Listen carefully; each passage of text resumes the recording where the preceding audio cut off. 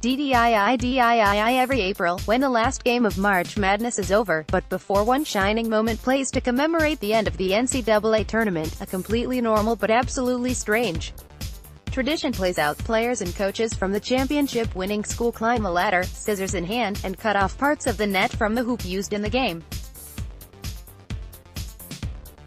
Related, what is March Madness? The NCAA tournament explained the tradition isn't just for the national championship game of the NCAA tournament. Win your conference tournament. Cut down a net. Win your region and advance to the Final Four.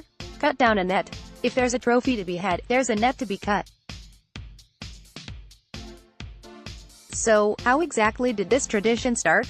Whereas the use of March Madness can be traced to Illinois high school basketball, cutting down nets likely finds its origin in Indiana high school basketball. Related, when did NCAA tournament brackets become popular?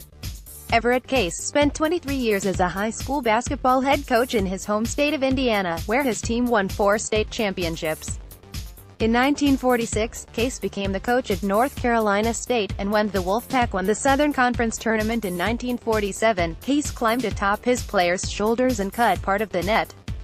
To have as a souvenir, NC State Athletics Everett Case cuts down the net after his NC State team won the Southern Conference Championship in 1947, starting a tradition in college basketball.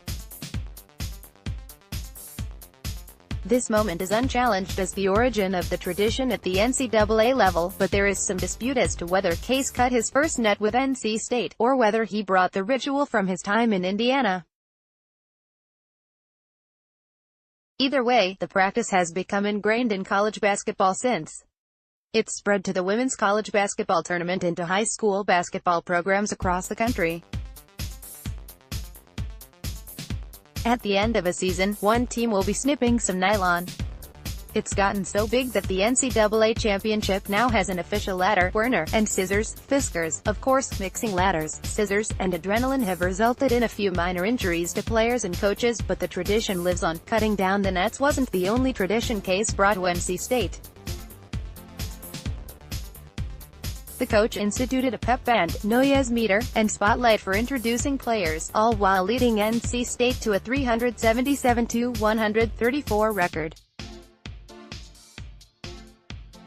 The head coach was inducted into the College Basketball Hall of Fame in 2006. Daniel Wilco has worked at the AJC, Sports Illustrated, and SEC Country. His writing has also appeared on C.com, Men's Health, and The Cauldron.